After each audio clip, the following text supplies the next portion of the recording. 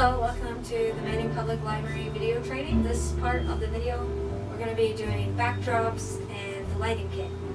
So this is the back for the lighting kit. This comes with the backdrops, the outside base for the backdrops, and the umbrellas and the stands for the lighting. The lights themselves will be in a different bag. So we have a white backdrop, a black backdrop, and a green backdrop, also known as a green screen. And something to know about these backdrops is you don't want to put them on the ground or anywhere dirty. You want to keep them on a clean space so they'll keep clean for whatever you're going to be filming. You don't want it to look dirty in the background and the green screen won't work otherwise. You can use it as a backdrop as green colored, or you can, when editing, add in a different background onto the green screen. And something you should know, don't put these on a dirty surface because you're not allowed to wash them. So just keep them clean and they'll look good for your backdrop. We have umbrellas in the back, and they look like this. And it just looks like an umbrella, but it's square. And you would put this on the light. I'll show you that later. You put the light in this way through this little hole here. This is a piece that you would put on that umbrella. You would attach it and it would diffuse some of the light. And diffusing is just making it less bright. So we have more of these umbrellas. Then we have these white umbrellas, which you would put on the light and it would diffuse the light again, but it wouldn't be as much. And the light would be shining right through, whereas the black one it wouldn't be. And these you attach to your light stands. I believe there's 2 or 3 of these. And then we have the light stand. There's 3 of these. And you attach the light up here. You can unscrew this to make it taller or shorter. You unscrew here to loosen the bottom part so that it can go longer or shorter. You want the legs to be pretty spread out to keep it stable. This is what you would screw the light bulb into, and you would screw this onto your light stand and it just plugs into the wall like a regular light bulb. These are the bars for setting up the structure to put your green screen or backdrop on. These are clamps that you would clamp the screen onto. There's a few of them. I'll get out the rest of the bars in just a minute. There's a total of 6 light stands, but they can also be used for part of the backdrop. So if you're not using the light stands as all of your lights, you can use some of them to set up your backdrop. And these are the other bars that you'd use for your backdrop. They connect. There's little buttons sort of here that you push down and that you would slide the pieces onto. And there's an instruction kit in here that tells you which piece is which, and we'll go over that. So this is the backdrop setup, and we have the 2 poles. They're labeled A and C, and this is the B pole. The difference between this one and this one has bigger holes and a button at the end, whereas the A one doesn't, and neither does the B. So this is just 2 poles across, and that's about 5 feet. And with 3 poles, it's like 7.5 feet. We're using the clamps, the 3 clamps, to keep the screen connected to the frame. And as you can see here, the screen is going onto the floor a little bit, and that is okay if you have the floor surface clean, but we wouldn't recommend it for outside purposes. And if you're going to be stepping on it, we don't want you stepping on it with dirty shoes. But if you would like the screen to be on the floor for some project you're shooting where you want to be standing perhaps in a different space than just a green screen, then that's okay. I'll show you how to tear it down. So you just remove the clamps, and usually you would want to tear down and put this up with a second person, just because this is a fairly big structure. And then you want to fold the screen.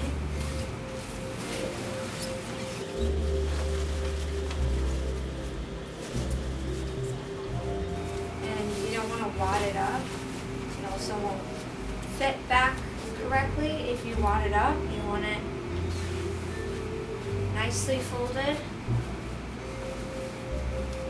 And then as far as breaking the structure apart, it's pretty much just like you put it together. So these little screws up here, you're going to want to twist them off. And you might want to, depending on how tall you are, shorten these first, just because it'll be easier to handle everything if they're height or eye level. And again, it's easier for 2 people than just one. And sometimes the bars stick a little bit. Make sure you don't put your fingers right here, because you could accidentally hit your finger and you don't want to do that. So that'll hurt. And then once you've got them lowered again, you just unscrew these little golden screws and you pull it off. And then you want to put the wing nuts back on. And then to take it off, you push down on the button again. Can you hold this, please? And then you just pull and it comes off. And then you can store it again by just unscrewing this little and pulling it up and back in, and then screw it back together. And these ones are different than the light stands because they have the wing nut and the golden top, whereas the light stands are silver and they don't have a wing nut on them. Otherwise they look quite similar. So let's start building the background. And for this we're going to need 2 people, just because it's a little difficult to do on your own, especially when you start setting up the bars. So first, with the stands, you want to unscrew both parts and this part right here, and it'll pull out. Pull them down like this and then tighten it again. And you want the legs, like I said before, out so it'll be steady. And then you can pull it up to whatever height you want it to be. And I would recommend not taller than you when you are doing the frame to start with, just because you won't be able to see what you are doing. So when we start, there is an A, B, and C pole. Okay, so the A pole has a small hole on one side and a large hole on the other. The B pole has a button on one side and a large hole on the other, and then the C pole has a small hole on one side and a button on the other. Alright, so let's start putting it together. So we'll unscrew the wing nut, first of all, on each stand. Put the first one on, and you just Put it right on there and then screw the wing nut back on.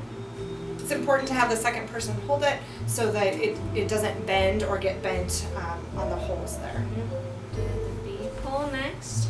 And while you're doing this, you want to push the button down and push it in. And it'll make a clicking noise when you push it in. And the same for C. And the button should be pointed up. And it should fit right on there. And then you put the wing nut on. Now we have the 3 bars on. And you can make it go as high or as low as you want it to. We'll make it a little bit higher. And you tighten it. And then you pick from one of your backdrops. We'll use the white backdrop. And you unfold it. And you want it sort of a hamburger style for the 3. And then you'll want the clamps, and you'll clamp it one on one side, one in the middle,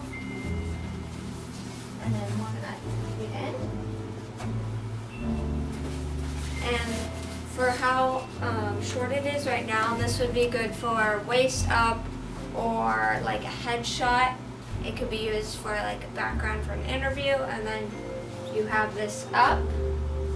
And this is how you build the background frame. So there's 4 light stands in the kit, and they look like this. They have the silver top. So when you want to get them up, so you unscrew this thing right here, and you pull it down until it looks like this, and then you screw that in.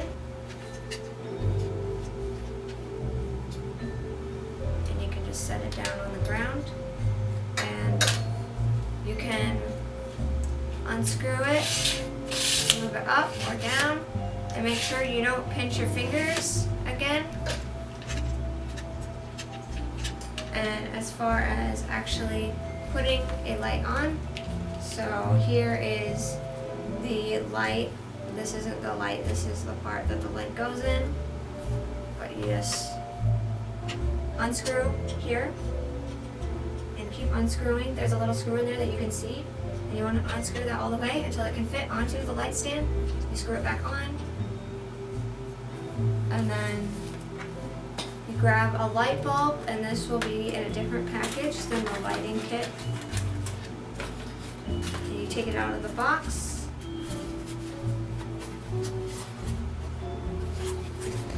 And for this, you can just use any light bulb, should work, but we do have some that come with. They're just the fluorescent light bulbs, and you can just plug it in or screw it in.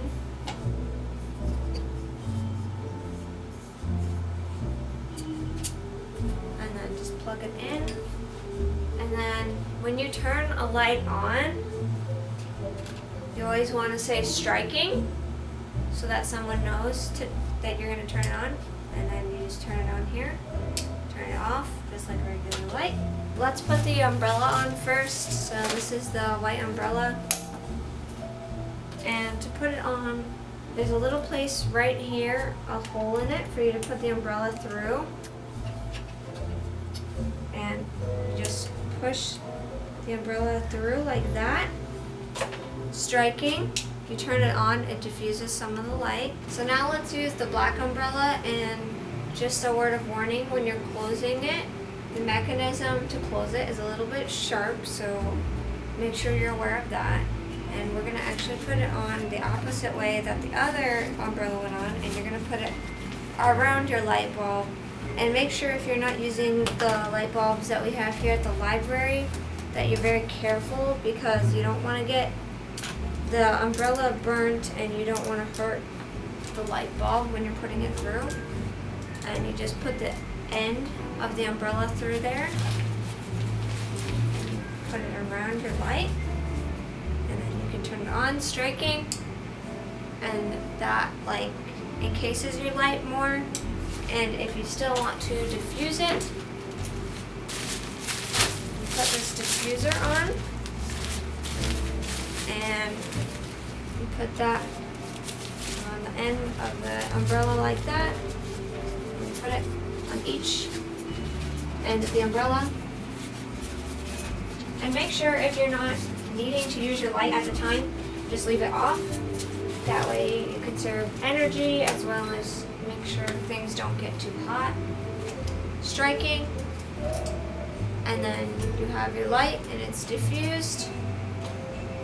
And there's only 2 of these umbrellas, so if you're trying to do something like 3-point lighting where it's brighter in the front and then you have lights on the sides, it's not going to work with these, so you'd probably want to use the umbrella or use this one for just a background light.